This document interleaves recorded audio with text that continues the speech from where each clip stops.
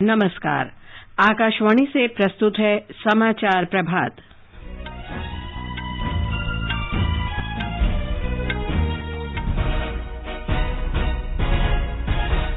सरकार ने कोविड के नए वेरिएंट ओमिक्रॉन के प्रसार पर रोक लगाने के लिए राज्यों और केंद्र शासित प्रदेशों से सक्रिय नियंत्रण कक्ष स्थापित करने को कहा।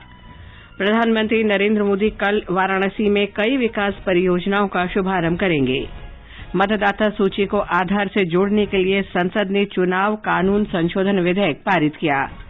बाल विवाह निषेध संशोधन विधेयक कल लोकसभा में पेश किया गया, बाद में इसे स्थायी समिति को सौंपा गया। स्वदेश में विकसित अगली पीढ़ी के बख्तरबंद इंजीनियरिंग परीक्षण वाहन सेना की इंजीनियर्स कोर में शामिल किए गए। वित्त मंत्री निर्मला सीतारामन आज प्रमुख अर्थशास्त्रियों के साथ बजट पूर्व परामर्श करेंगी। सूचना और प्रसारण मंत्री अनुराग ठाकुर ने कहा, सरकार देश के विभिन्न राज्यों में 116 नए एफएम ट्रांसमीटर स्थापित करेगी। और ढाका में एशियाई चैंपियंस ट्रॉफी हॉकी टूर्नामेंट में भारतीय टीम कांस्य पदक के लिए पाकिस्तान से मुकाबला करेगी।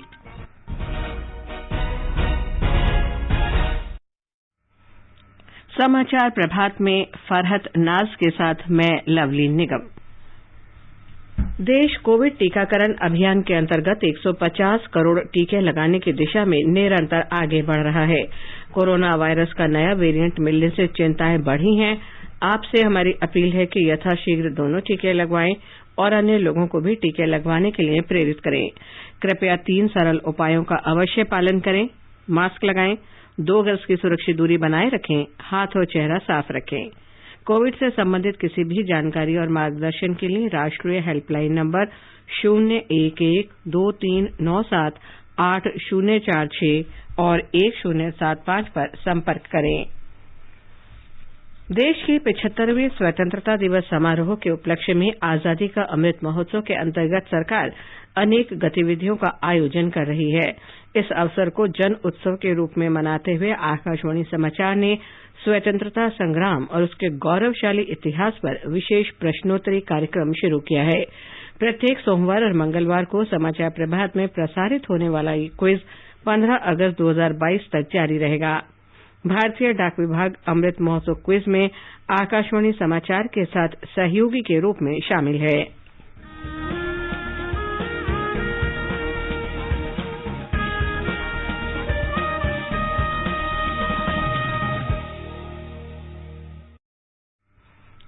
कल के अमृत महोत्सव क्विज का प्रश्न था, सितंबर 1942 में असम के गोहपुर में भारत छोड़ो आंदोलन के समर्थन में ग्रामीणों के हथियार रहित जुलूस का नेतृत्व करने वाली 18 वर्षीय युवती को पुलिस ने गोली मारकर हत्या कर दी थी। इस शहीद युवती का नाम बताएं। और इसका सही उत्तर है कनकलता बरुआ। आकाशवाणी को दुनिया भर से बड़ी मात्रा में श्रोताओं से इस प्रश्न का उत्तर मिला और भाग्यशाली विजेता हैं महाराष्ट्र में नागपुर की नव्या वशिष्ठ। मेरा नाम नव्या वशिष्ठ है और मैं symbiosis institute of business management Nagpur में MBA फर्स्ट ईयर की स्टूडेंट हूँ। मुझे ऑल इंडिया रेडियो सुनने का बेहद शौक है, खासकर सुबह सुबह की खबर। मुझे आज अपने जीतने पर आश्चर्य एवं खुशी हो रही है। आज हम आजाद हैं और हमें इस आजादी की कीमत समझनी चाहिए। हम 21वीं सदी की जनरेशन को प्रण लेना चाहिए कि हम सबके लिए स्वयं और परिवार से ऊपर देश होना चाहिए। श्रोताओं के लिए अमृत महोत्सव क्विज का अगला प्रश्न सोमवार 27 दिसंबर को पूछा जाएगा। आइए आकाशवाणी के अमृत महोत्सव क्विज के साथ आजादी के 75वें स्वाधीनता उत्सव में शामिल हों। और अब समाचार विस्तार से। स्वास्थ्य और परिवार कल्याण मंत्रालय ने कहा है कि Covid variant Omicron delta variant की तुलना में 3 गुना अधिक संक्रामक है। राज्यों और केंद्र शासित प्रदेशों को कोविड नियंत्रण केंद्र सक्रिय करने तथा जिला या स्थानीय स्तर पर उचित कार्रवाई करने की सलाह दी गई है। स्वास्थ्य सचिव राजेश भूषण ने कल राज्यों और केंद्र शासित प्रदेशों को लिखे पत्र में कहा है कि डेल्टा वेरिएंट देश के विभिन्न भागों में अब भी मौजूद है। राज्यों को सलाह दी गई है कि कोविड से प्रभावित लोगों से संबंधित आंकड़ों और इसके फैलने के क्षेत्र की लगातार समीक्षा की जानी चाहिए। देश में अब तक 1 अरब 38 करोड़ 89 लाख से अधिक कोविड रोधी टीके लगाए जा चुके हैं। स्वास्थ्य और परिवार कल्याण मंत्रालय ने कहा है कि कल 51 लाख से अधिक टीके लगाए गए। आकाशवाणी का समाचार सेवा प्रभाग के कोरोना जागरूकता श्रृंखला में लाइव फोन इन कार्यक्रम में कल अखिल भारतीय आयुर्विज्ञान संस्थान एम्स नई दिल्ली के डॉक्टर पीयूष रंजन ने बताया कि ओमिक्रॉन संक्रमण से ज्यादा घबराने की आवश्यकता नहीं है। ये जो नया वेरिएंट वायरस का है उसमें इन्फेक्टिविटी ज्यादा है। ये उन लोगों में ही हो सकता है या होता हुआ देखा गया जो कि पहले से संक्रमित नहीं है। अभी के समय में कुल मिलाकर 80% लोग जो है वो सीरो पॉजिटिव है। मतलब ये कि 80% लोगों में कुछ न कुछ प्रतिरोधक क्षमताएं, तो उन लोगों में ओमिक्रॉन की होने की संभावना कम है और अगर होगा भी तो ये एक माइल्डर फॉर्म में होगा। प्रधानमंत्री नरेंद्र मोदी कल वाराणसी जाएंगे और कई विकास कार्यक्रमों का शुभारंभ करेंगे। वे वाराणसी में करखियाओं में उत्तर प्रदेश राज्य औद्योगिक विकास प्राधिकरण फूड पार्क में बनास डेयरी संकुल की आधारशिला रखेंगे। श्री मोदी बनास डेयरी से जुड़े 1,70,000 से अधिक दुग्ध उत्पादकों के खातों में 35 करोड़ रुपए की बोनस राशि भी स्थानांतरित करेंगे। वे रामनगर में दुग्ध उत्पादक सहकारी संघ संयंत्र के लिए बायोगैस आधारित विद्युत उत्पादन संयंत्र की आधारशिला भी रखेंगे। श्री मोदी जमीनी स्तर पर भूमि मालिकाना से संबंधित समस्याओं को कम करने के लिए राज्य के 20 लाख से अधिक निवासियों को स्वामित्व योजना के अंतर्गत ग्रामीण आवासीय अधिकार रिकॉर्ड घरौनी का वर्चुअल माध्यम से वितरण करेंगे। इस अवसर पर 870 करोड़ रुपए से अधिक लागत की 22 विकास परियोजनाओं का शुभारंभ होगा और आधारशिला रखी जाएगी। वाराणसी की पर्यटन क्षमता में तेजी लाने के लिए प्रधानमंत्री श्री गुरु रविदास जी मंदिर और संत गोवर्धन से जुड़ी पर्यटन विकास परियोजना के पहले चरण का उद्घाटन करेंगे। प्रधानमंत्री नरेंद्र मोदी ने कल प्रयागराज में महिला सशक्तिकरण से संबंधित एक विशेष कार्यक्रम में हिस्सा लिया। इसमें 2 लाख से अधिक महिलाएं शामिल हुईं। प्रधानमंत्री ने स्वयं सहायता समूहों के बैंक खातों में 1,000 करोड़ रुपए स्थानांतरित किए। इससे करीब 16 लाख महिला सदस्यों को फायदा हुआ है। बैंक सखी का जो अभियान शुरू किया है वो महिलाओं की रोजगार के अवसरों के साथ ही उनके जीवन में भी बड़े बदलाव ला रही। बैंक सखी बैंक को गांव तक लेकर आ गई है। यूपी सरकार ने इन बैंक सखियों के ऊपर ऐसे करीब 75,000 करोड़ के लेन देन की जिम्मेदारी सौंपी है। 75,000 करोड़ रुपए का कारोबार ये गांव में रहने वाली मेरी बहनें, मेरी बेटियां कर रही है। प्रधानमंत्री ने कहा कि केंद्र और राज्य सरकारों की योजनाएं और कार्यक्रम महिलाओं के जीवन में बड़ा बदलाव ला रहे हैं और उन्हें सुरक्षा प्रदान कर रहे हैं। प्रधानमंत्री ने संपत्ति के मालिक के रूप में महिलाओं का नाम रखने की उनकी सरकार की पहल का विशेष रूप से चर्चा की। संसद ने निर्वाचन विधि संशोधन विधेयक पारित कर दिया है। राज्यसभा ने विपक्षी सदस्यों के वॉकआउट के बीच कल इसे मंजूरी दी। लोकसभा में ये विधेयक सोमवार को ही पारित हो गया था। ब्यौरा हमारे संवाददाता से।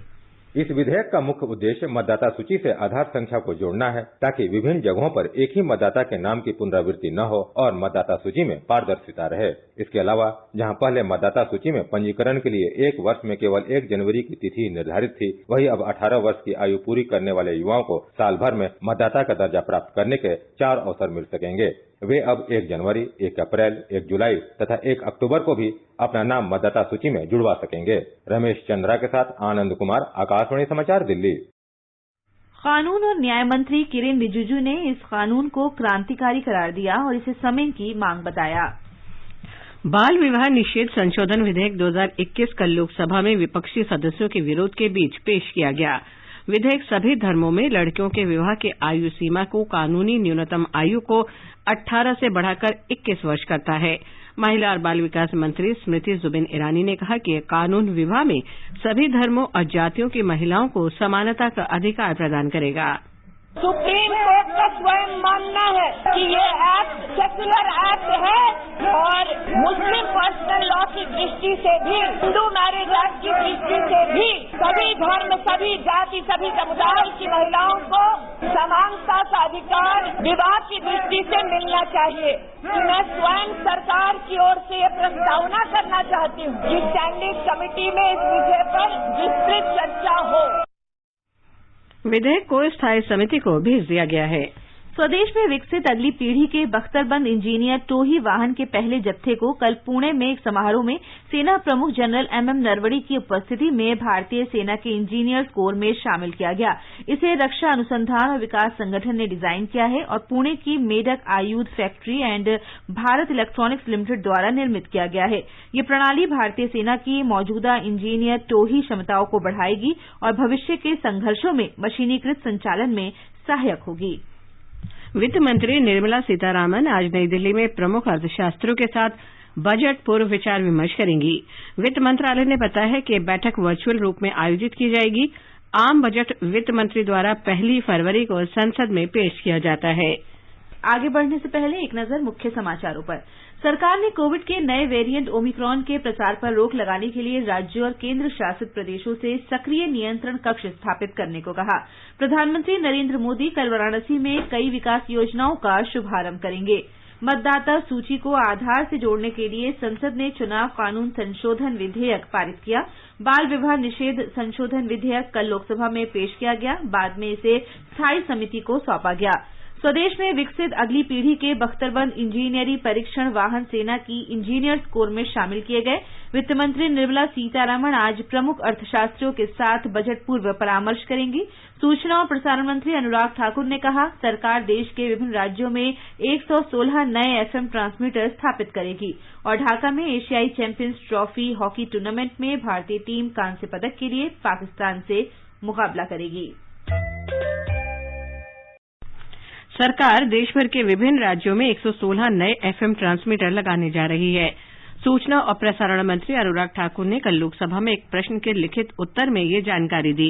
श्री ठाकुर ने कहा कि प्रसार भारती ने सीमावर्ती क्षेत्रों और लद्दाख में 111 स्थानों पर एफएम ट्रांसमीटर और 5 मोबाइल ट्रांसमीटर स्थापित करने को मंजूरी दी है। श्री ठाकुर ने कहा कि सरकार ने चालू वित्त वर्ष में 16 दिसंबर तक लगभग 1,000 करोड़ रुपए का राजस्व अर्जित किया है। आजादी का अमृत महोत्सव के लिए सभी उपभोक्ताओं को शुभकामनाएं। हॉलमार्क सोने की शुद्धता सुनिश्चित करता है। हमेशा हॉलमार्क वाले सोने के आभूषण ही खरीदें। उपभोक्ता संबंधित किसी भी शिकायत के लिए कृपया राष्ट्रीय उपभोक्ता हेल्पलाइन के टोल फ्री नंबर 14404 पर संपर्क करें। उपभोक्ता मामले विभाग, भारत सरकार द्वारा जनहित में जारी। जागो ग्राहक जागो। आजादी के अमृत महोत्सव के अंतर्गत आइए अब सुनते हैं आकाशवाणी की विशेष प्रस्तुति आजादी का सफर। आजादी का अमृत महोत्सव।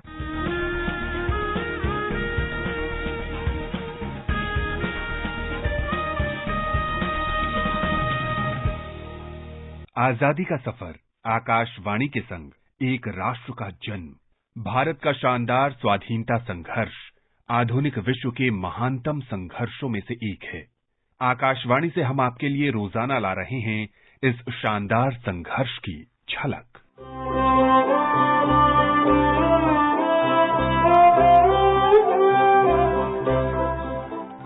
बाईस दिसंबर 1901 को गुरुदेव रविंद्रनाथ टैगोर ने पश्चिम बंगाल के शांति निकेतन में बच्चों के लिए ब्रह्मचर्य आश्रम स्कूल की स्थापना की। इसी स्कूल के इर्द गिर्द अपरंपरागत और विश्व स्तर पर प्रसिद्ध विश्व भारती विश्वविद्यालय की संरचना हुई, जिसका विकास शिक्षा के प्रति प्रेम, समर्पण और सावधानी पूर्वक योजना के माध्यम से किया गया।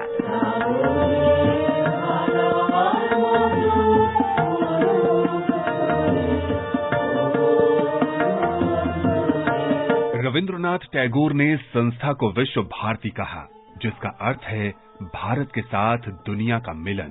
ब्रिटेन के शासकों द्वारा भारत में शुरू की गई शिक्षा व्यवस्था को अस्वीकार करते हुए रविंद्रनाथ ने शुरू में भारत में प्राचीन शिक्षा के आंतरिक मूल्यों को पुनः स्थापित करने पर बल दिया।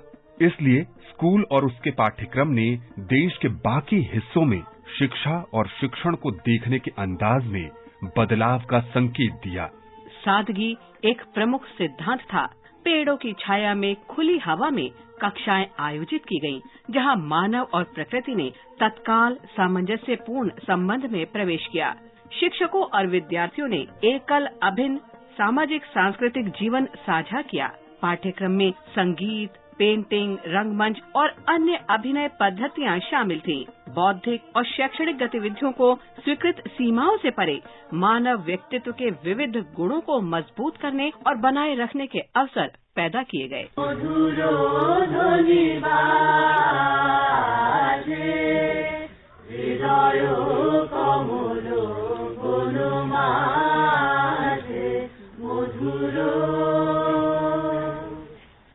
स्वतंत्रता के बाद संस्था को 1951 में संसद के एक अधिनियम द्वारा केंद्रीय विश्वविद्यालय का दर्जा दिया गया था। ये भारत और दुनिया के नागरिकों के सशक्तिकरण में निरंतर योगदान दे रहा है। আমার দেশের মাটি তোমার পরে ঠেকাই মাথা। आज ही के दिन हम प्रवासी भारतीय क्रांतिकारी तारक नाथ दास को भी याद करते हैं, जिनकी 22 दिसंबर 1958 को मृत्यु हो गई थी। उत्तरी अमेरिका के पश्चिमी तट पर एक अग्रणी प्रवासी, जिन्होंने एशिया में प्रवासी भारतीयों को देश के स्वतंत्रता आंदोलन के लिए संगठित करने में मदद की।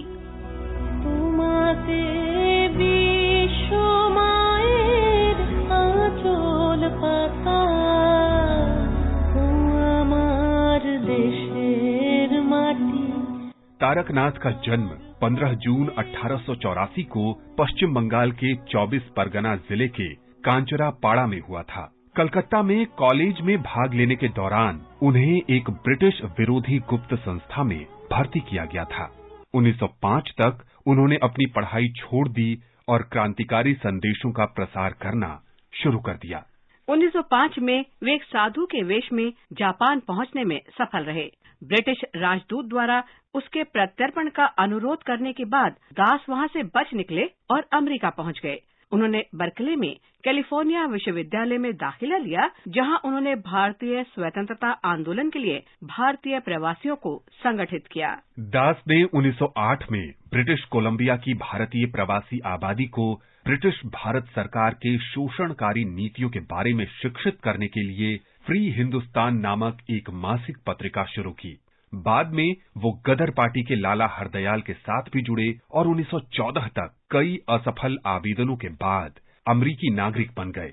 इस प्रकार ब्रिटिश सरकार की पहुंच से वो बाहर हो गए।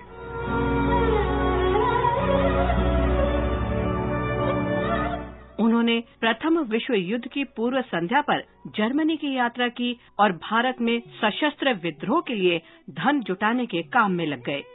उन्होंने स्वेज नहर के साथ ब्रिटिश नियंत्रित रेलवे को नष्ट करने के असफल जर्मन भारतीय मिशन में भाग लिया और पैन एशियाटिक लीग को व्यवस्थित करने और भारत की स्वतंत्रता को बढ़ावा देने के लिए चीन और जापान की यात्राएं भी की।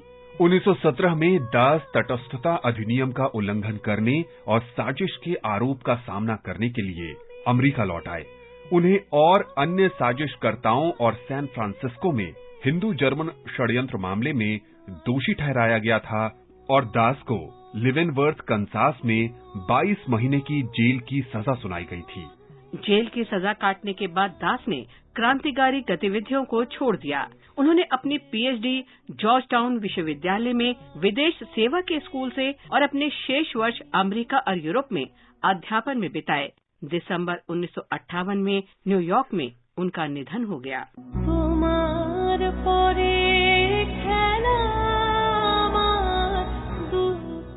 आज बस इतना ही। आजादी का सफर आकाशवाणी के संग कल फिर मिलेंगे नई कड़ी के साथ।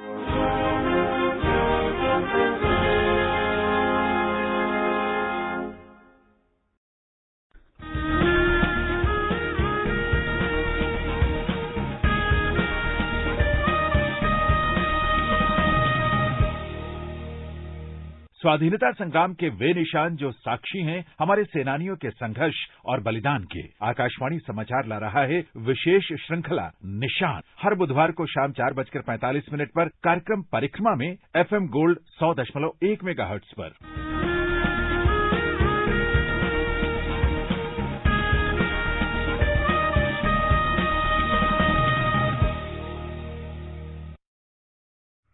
निशान श्रृंखला में आज हम आपको नई दिल्ली स्थित गांधी स्मृति के बारे में जानकारी देंगे। आकाशवाणी का समाचार सेवा प्रभाग विशेष वर्षांत श्रृंखला के अंतर्गत वर्ष 2021 की प्रमुख झलकियां प्रस्तुत कर रहा है। आज हम स्वच्छ भारत मिशन की चर्चा करेंगे। प्रधानमंत्री नरेंद्र मोदी ने 2 अक्टूबर 2014 को स्वच्छ भारत अभियान की शुरुआत की थी। इस वर्ष अक्टूबर में प्रधानमंत्री ने स्वच्छता के मामले में और अधिक जागरूकता लाने के उद्देश्य से स्वच्छ भारत अभियान शहरी के दूसरे चरण की शुरुआत की थी। स्वच्छ भारत मिशन अर्बन 2.0 का लक्ष्य है गार्बेज फ्री शहर। शहरों में 100% लोगों की साफ पानी तक पहुंच हो, सीवेज का बेहतरीन प्रबंधन हो। इस दिशा में हम आगे बढ़ रहे हैं। अगले चरण में देश का लक्ष्य है सीवेज और सेप्टिक मैनेजमेंट बढ़ाना, अपने शहरों को वाटर सिक्योर सिटीज बनाना और ये सुनिश्चित करना कि हमारी नदियों में कहीं पर भी कोई गंदा नाला न गिरे। और ब्यौरे के साथ हैं हमारे संवाददाता। गांधी जी ने कहा था कि स्वच्छता आजादी से भी अधिक महत्वपूर्ण है। उनका कहना था कि साफ सफाई न सिर्फ शारीरिक स्वास्थ्य बल्कि स्वस्थ वातावरण के लिए भी काफी अहम है। इसी उद्देश्य के साथ स्वच्छ भारत अभियान की शुरुआत देश भर में की गई। बीते 7 वर्षों में इस अभियान ने स्वच्छता को एक अलग मुकाम पर पहुंचा दिया। करोड़ों शौचालयों के निर्माण ने लोगों के जीवन में क्रांतिकारी बदलाव ला दिया, खासकर महिलाओं के जीवन में। यह स्वच्छ भारत मिशन का ही कमाल था कि कोविड महामारी से निपटने में काफी मदद मिली। स्वच्छ भारत मिशन के अगले चरण में आने वाले 5 वर्षों में स्वच्छता सुविधाओं तक सभी लोगों की पहुंच सुनिश्चित करने पर ध्यान दिया जाएगा। इसके लिए देश भर में 3.5 लाख से अधिक शौचालयों का निर्माण किया जाएगा। इसके अलावा अपशिष्ट जल के प्रबंधन पर भी ध्यान दिया जाएगा ताकि जल निकायों को प्रदूषित होने से रोका जा सके। भूपेंद्र सिंह, आकाशवाणी समाचार, नई दिल्ली।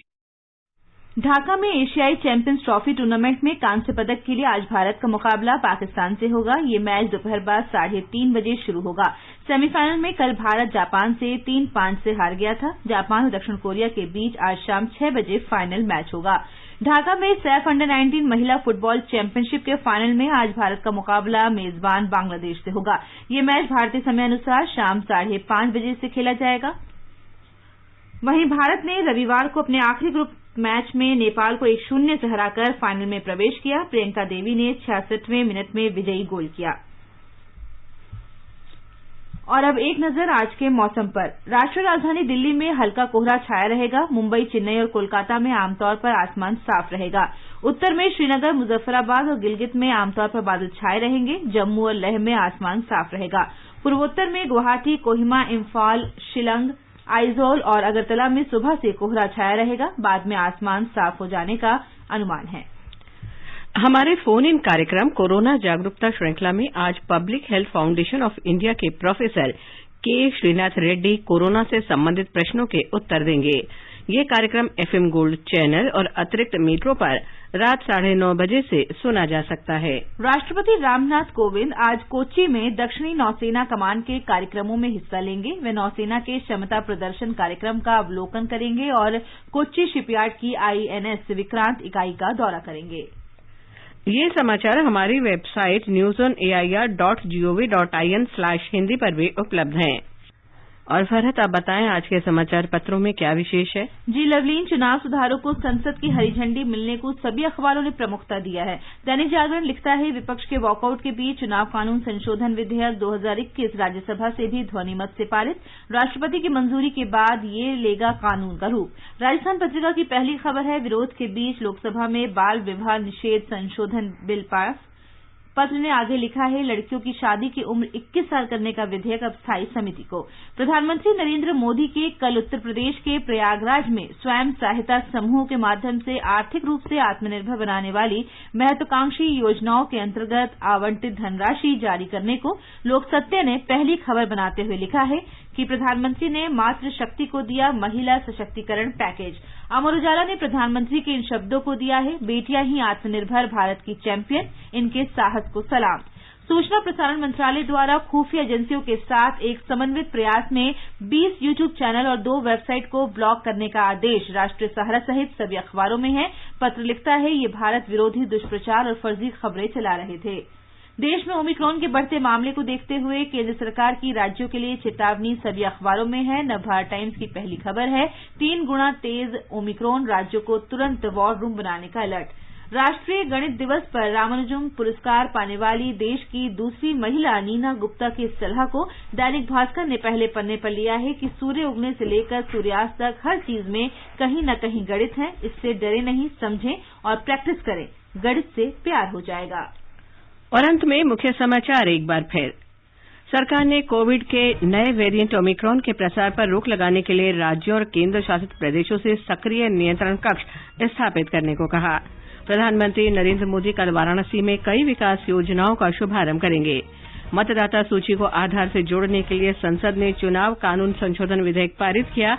बाल विवाह निषेध संशोधन विधेयक कल लोकसभा में पेश किया गया, बाद में इसे स्थायी समिति को सौंपा गया। स्वदेश में विकसित अगली पीढ़ी के बख्तरबंद इंजीनियरिंग परीक्षण वाहन सेना की इंजीनियर्स कोर में शामिल किए गए। वित्त मंत्री निर्मला सीतारामन आज प्रमुख अर्थशास्त्रियों के साथ बजट पूर्व परामर्श करेंगी। सूचना और प्रसारण मंत्री अनुराग ठाकुर ने कहा, सरकार देश के विभिन्न राज्यों में 116 नए एफएम ट्रांसमीटर स्थापना करेगी। और ढाका में एशियाई चैंपियंस ट्रॉफी हॉकी टूर्नामेंट में भारतीय टीम आज कांस्य पदक के लिए पाकिस्तान से मुकाबला करेगी।